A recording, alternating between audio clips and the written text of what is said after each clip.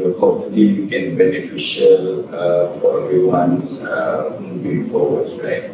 Either in your career, passing of fundamentals, concept and elements of performing static modeling, as well as I will also share some case study, mainly related to static modeling driven by seismic stratigraphic analysis, right? So it becomes both theory as well as the application part. I will also like to be just a bit refresher with the class here. I noticed that we have already spoke about a couple topics on static modeling. We have from people from Schlumberger as well as operators, which is also happen to be my ex-colleagues. So hoping that today some of these topic or the outline of the presentation can have some further insight or give you more addition to what we have already have. And in between the presentation, please do not hesitate to stop me or ask questions online or offline to get more clarification, right? So let's get on with it.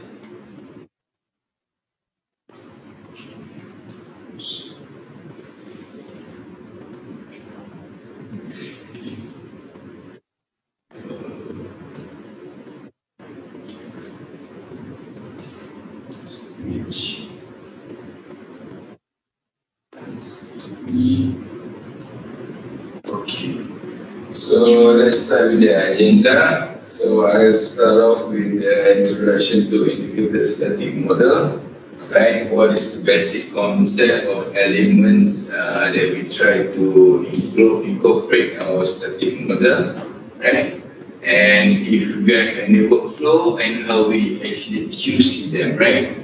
And then here are some questions that we need to ask if you are actually a geomodeler or geologist working on the project. What should you be critically assessed when you perform a static model, right? And we are going to share some tips or some some steps to perform those. And then next we're going to go into two case studies.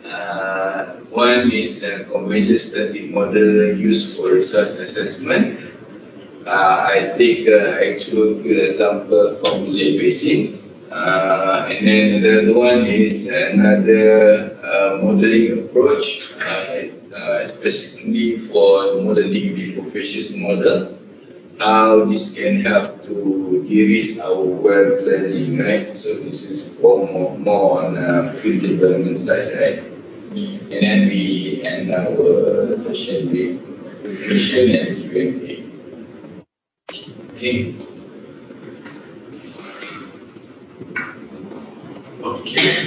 Okay. So before we start, right? Let's get some ice breaking, right?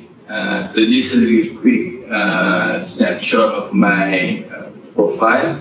So I started career back in 2009, where I worked with Paradigm through a local agent, and then I joined Roxa and Schlumberger. So during this tenure, I explored myself with, exposed myself with some software, especially with subsurface studies. We have Spectral, Techlog, RMS, and Canvas, 3D Canvas, right? So here we are being taught some of the common workflow of building static model, both also incorporate with geophysics information as well as petrophysics information, right? And then in 2015, 2019, I joined Deep Energy as a geologist. consultant geologists, whereby we have more exposure in terms of working with projects, mainly as reservoir modeling projects. And then recently, in 2019 to 2021, I joined Bishop Front Lab. Here, also we involved with reservoir studies and static modeling, but we further incorporate more information such as process-based modeling to drive our static model, not only a standard conventional approach. And then late last year, I joined Rockford Dynamics and as a geology specialist. Okay, so within those span of years, I got opportunity or given privilege to work with some of the big projects, up to getting almost 10 static modeling project in this region. Okay, exposure of performing static modeling, doing a class or work or what? Anyone? Ain, okay, good. Yeah, So we also have class structure class, which we use Petra for our structure modeling. okay. And this semester we have development geology, where we use RMS for the Reservoir modeling. reservoir modeling. Okay, not yet having to perform those one. Now at the moment you just doing structure modeling. Last semester structure modeling and the RMS is ongoing now. Okay. Okay, that's a good actually ice breaking for us. So at least the terms that are going to be shared later on, we can always come to a common understanding, at least, right? Because pretty much any application that you use is just a tool, right? And eventually the fundamental of the concept, the idea you want to transfer in your static model, given the integrated information from all the domains, is the same. It's just the tool have different, like playing game, right? You can play FIFA or you play Konami, still playing football, right? Just the button are different, right? Okay. So let's get into it. So let's start with the integrated static model, right? So someone's question, why do we actually in the first place need a model? What is the objective? Right? What is the basic principle and requirement? What should go in there and what should be put out from there? Who are the end users? Right? These are some of these questions that we ask. And what is the type of model that you're going to build? Is it a simple 2D, 3D, or 4D model, right? So these are the first, when we embark in this reservoir modeling studies, these are some of the questions that we need to check.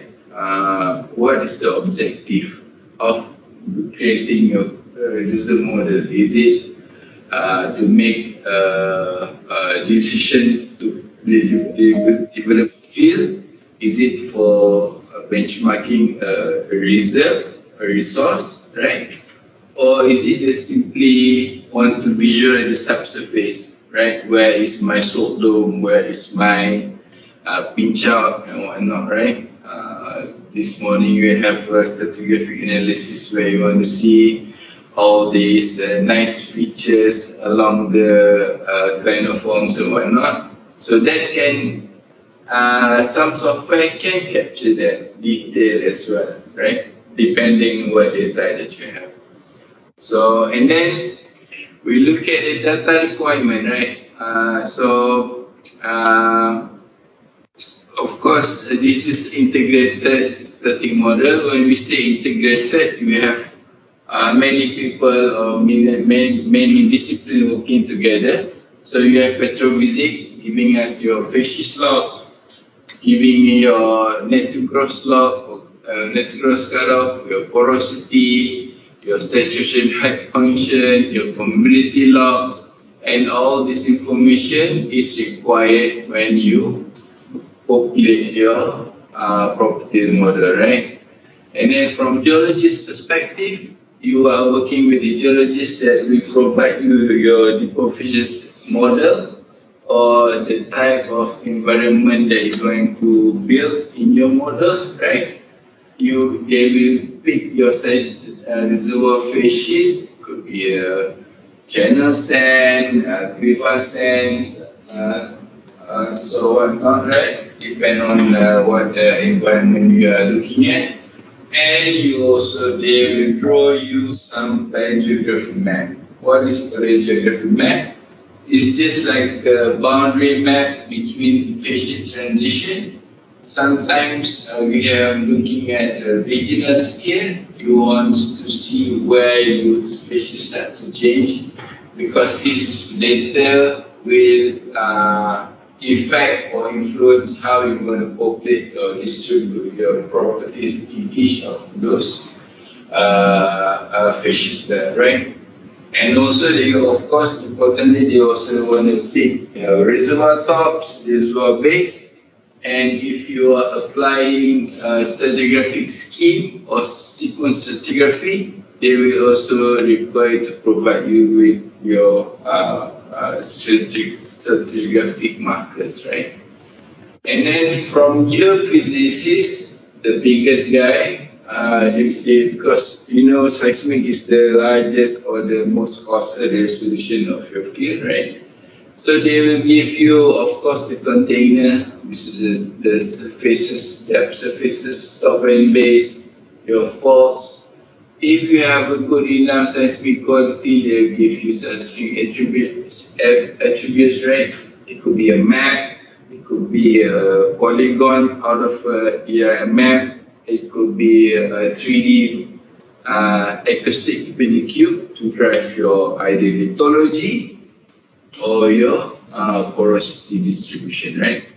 And then, of course, we don't forget our RE guys, because this is the one they're going to use our model later on. They will give us some PVT data information related to when you want to compute your volume, you need to have BG value or BO volume, BO value, which is we call it formation volume factor, right?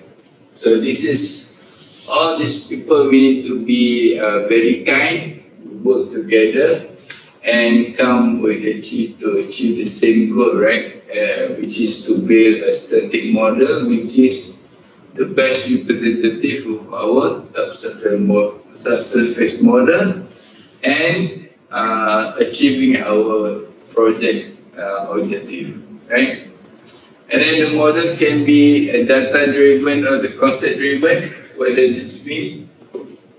So data-driven means that if you are in an early stage of your, data-driven or the concept-driven, right? So concept model-driven is pretty much that when you are in the early stage of your exploration, you have very limited wells, and you only are governed by seismic data. Like for example, a guy look at some field and then without having a hard data, which is your wells, right, penetrating in the main area, so you have everything sparse, right? So how do you connect these three dots together, right? Of course, you can use statistics. Statistics is just a tool to populate those values, right?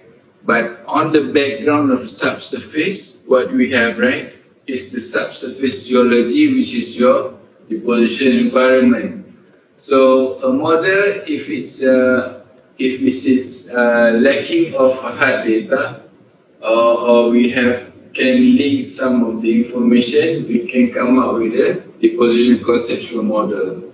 So this conceptual model will drive how we build the static model given the data that are available.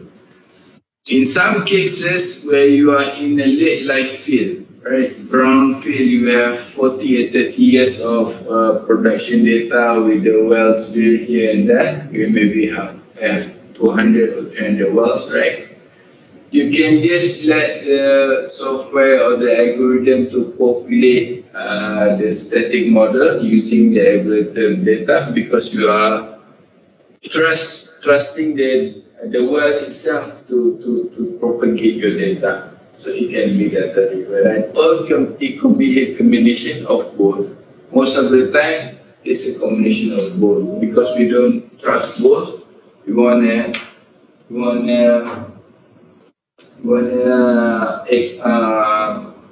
leverage those information together. And then the final result is you have your base case model or your most likely model, depending on what you have information with. And then you can also come up with some deterministic model whereby you create extreme low or extreme high model, right? That you're going to give some certain numbers associated to it, right? And you can also then convert your base case model to a proper state uncertainty runs, right? So this is a quick fact check that we have to first look at the criteria, and then we start to come up with a work plan, right? How to move on with the static model workflow. Okay, so again, looking at before we move on, right? So I said earlier, it's very important to check on the objective. So what listed here, there are some, right? So if you will ask the floor, maybe there are more reasons why you build a static model, right? But for me, as a geologist or geomodeler, normally when you build a static model, you want to compute volume. You might have a new data. Might have a new reprocessed seismic, which is better frequency content that you can further highlight the geological boundary, for example. You might have new wells drilled recently. You want to incorporate and update those existing static model, right? Or you have to change the concept overall. Regardless, your fascist model is changing, your fascist notation is changing, you want to make everything fresh, right? So that's pretty much the objective, why you build a model. Other than that, like the earlier ones, I said you go into a exploration field, you previously only compute a volume based on 2D maps. When you compute a volume based on 2D maps, it's just averaging properties entirely, and then you want to include or imprint more details. Then we convert your 2D models into 3D models to have a better understanding of the fluid distribution, reservoir connectivity, and whatnot, right? So that could be another reason. And of course, you need a static model to do field development or field redevelopment, where you want to place your wells, where you want to put injector, or how is the pair going to behave, right? So that's also a requirement why you build static model. Another thing is to prove reserve or do a field audit, right? For example, if you want to develop a certain field, you want to propose something to be developed, right? Of course, you want to know how much money is going to be sitting down there, And then somebody, before you actually ask the money to develop the field, you have a third party or freelance company to actually check or audit. Is it correct? The number is there. Means that they have independent view of whatever done previously, so that they can audit whether the numbers that you're reporting is correct or not. So that is part of proving the reserve or doing auditing, right? Or we call it CPR, competent person report auditing, right? So that before you decided to develop or put like 100 million to this field, somebody will have to check whether the subsurface model is correct or not, right? Performance studies is really cost maybe less than 1%, then you perform to then the cost that you have to pay to actually deliver the field. So it's okay to make many studies, understand the field better before you actually poke over, right? So that's some of the reason why you wanna create a model, right? So again, before you start, check what is the team have the data available, what is the timeline that we have, what are the resources that we have, and what is the final objective. Is it a plan well, just to check volume or what, right? So objective is very important. Okay, so what are the tools to help us in building a static model, right? So geostatistics. So kind of scary, right? When you talk about statistics, right? I also learned last time, in degree time, I flung at this paper for whatever reason. I don't know, this statistic is what I'm seeing now in this modeling, right?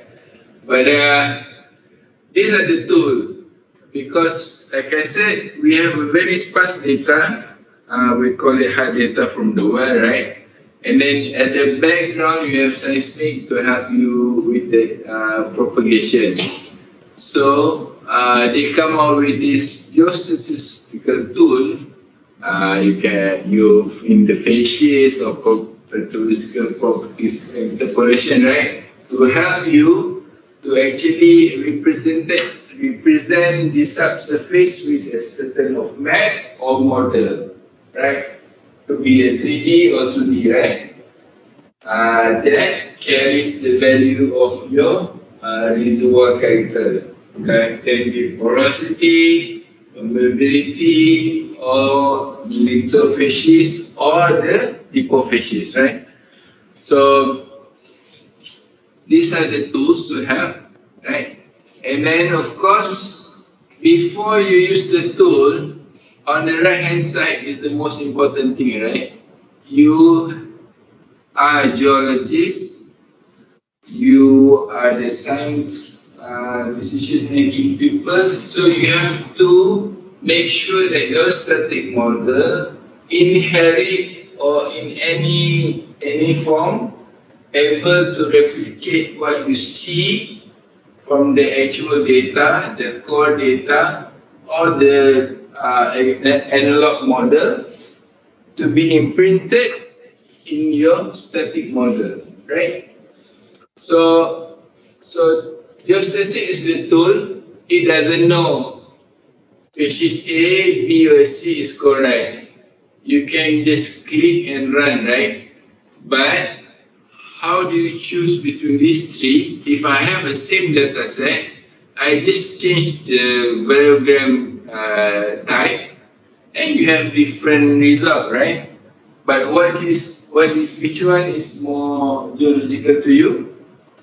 Yeah. So that's the question, right? So these are some of the how, what if question that you have to actually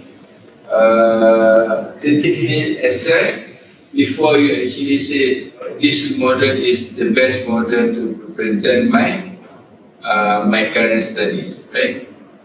So of course, like I did also attended your two of your three talks previously, right? Some of the people when to use this, when to use that, right? There's so many algorithms. So again, which right, which phase are you in? What resources and timeline that you have? Then when you decide what is the best to represent your subsurface, right? Okay. So sorry, I need to walk around, right? It's a bit nervous to me. 2 years without facing people. So yeah, please excuse me. Okay. So again, so what is geophysics? So again, as I said, we have very sparse data. So this is basically how you connect the dots, right? So they call it variogram, right? So what is actually a variogram? Is a measure of similarity or dissimilarity data between your control points, right? The further you are between 2 points, of course they are more different, right? For example, me and my brother, maybe twins, right? Or maybe my elder sister. The farther we are, maybe we are not same looking, right? A good way to look at it, right, in layman terms, right? For example, if you are going for a holiday in the beach along, maybe say Pulau Pentian, right? You walk along the beach, right? When we say continuity, right? When you walk along the beach, do you notice that along this certain line you see a very maybe brown sand, right, or white sand, and then you slightly going to the left, you see brownish, and then you go slightly to the left, you see some shells, and then if you go inside the water, you start to sit on pebbles, right?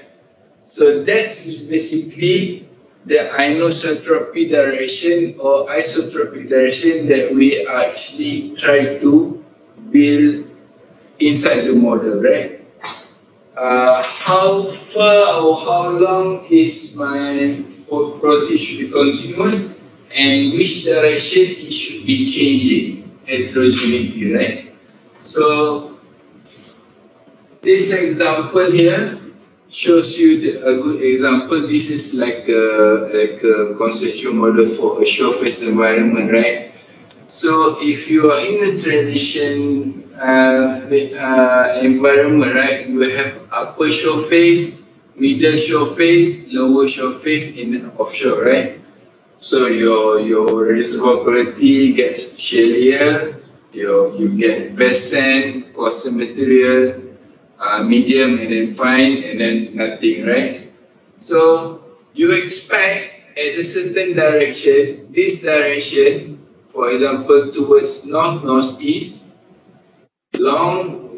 this is my major variogram direction where I expect good continuity, and if I go perpendicular to it, towards inside the basin, right? So that's why I have my more I expect changes, right?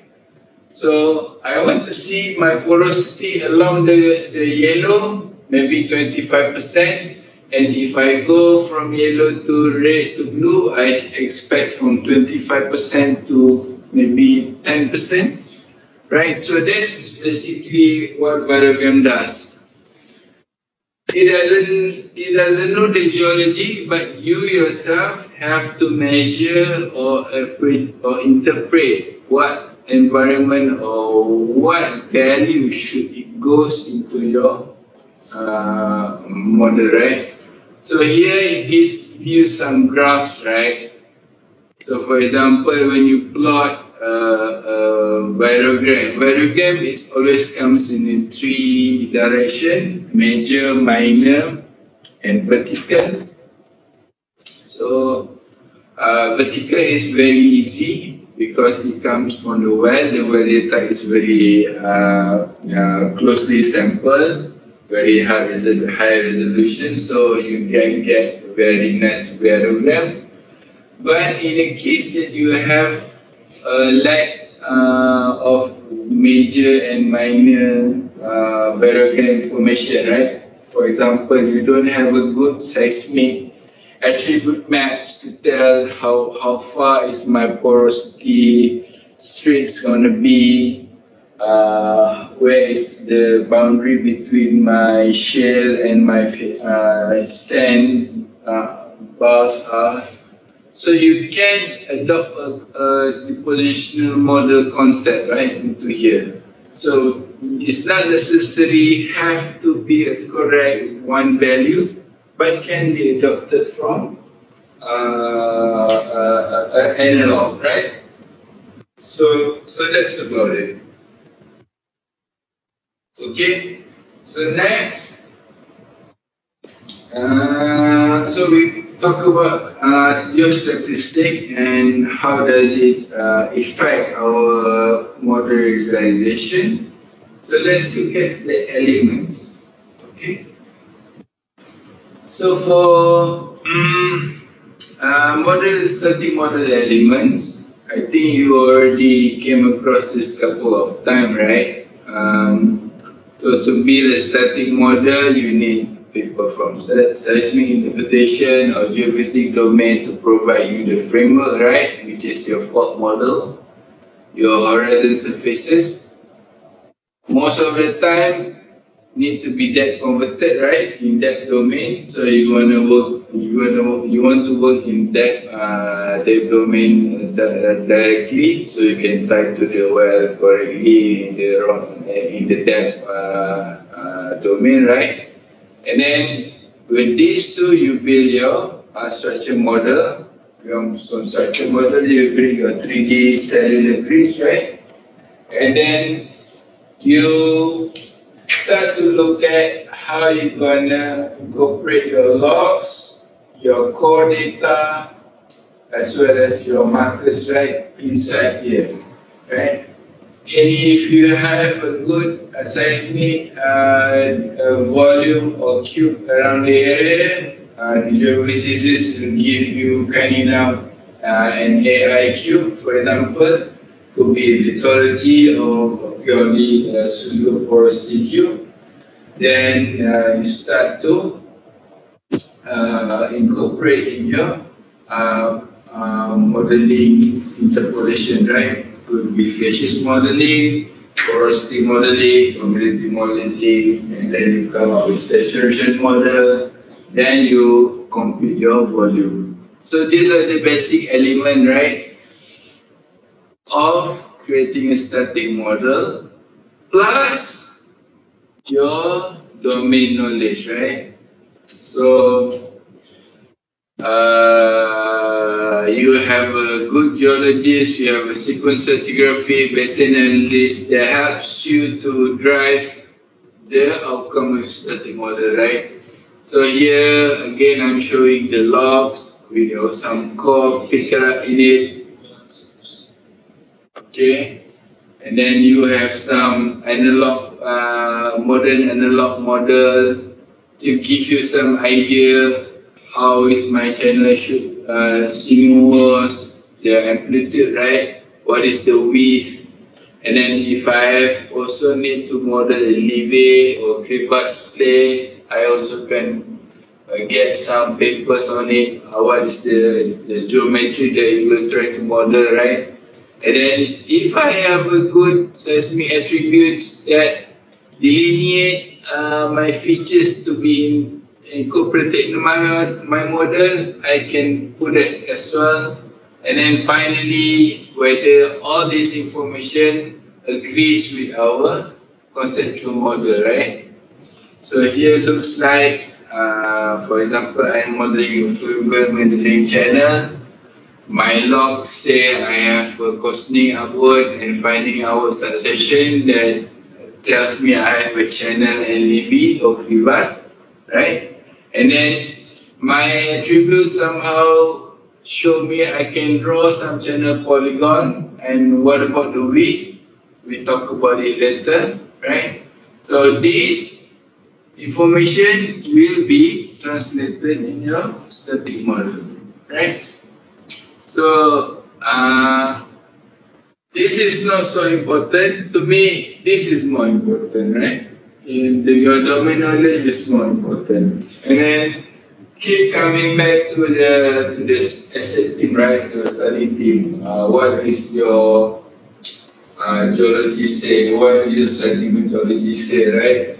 Am I doing this correctly or not? So it's not next, run, correct, run, and send the value. No, it's always back and forth practice, right? Okay. So that's element. Now the workflow, right?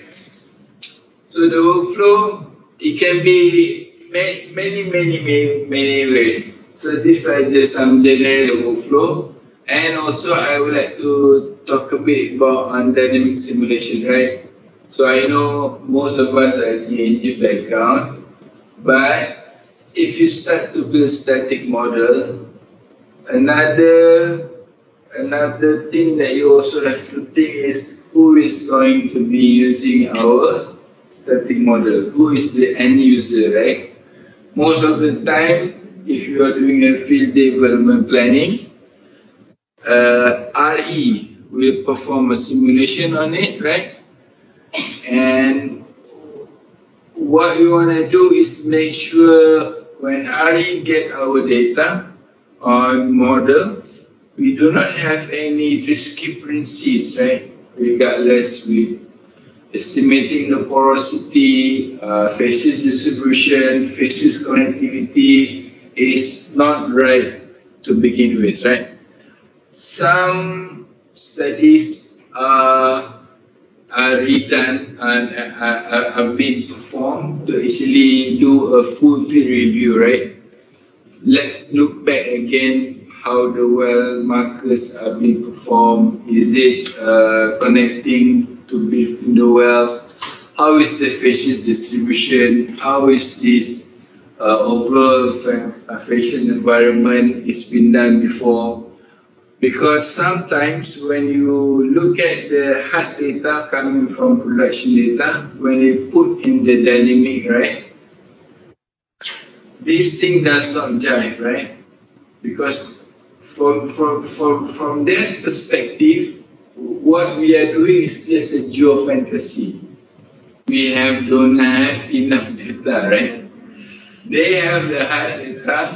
Sometimes we have to certify them more, right? So always see again, sit with the team, check with all the domain what the data they have, what is our constraint, what is our maximum constraint, what is minimum constraint, for us to come up with the best subsurface model, right?